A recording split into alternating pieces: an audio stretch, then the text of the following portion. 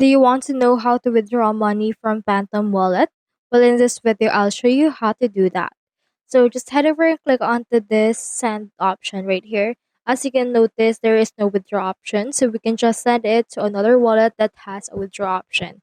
So for this one, just choose the cryptocurrency that you want. Just choose which one, and then enter in here the wallet address of those account that you have a withdraw option.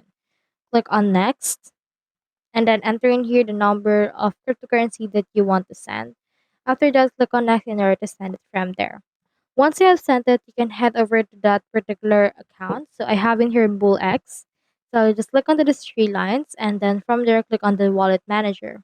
So for the wallet manager, as you can see, we have in here the withdraw option. So click on the this withdraw option and then just proceed to add your withdraw wallet and your cryptocurrency that you receive using BullX will actually be withdrawn to your withdraw wallet. It can be your Binance and the likes.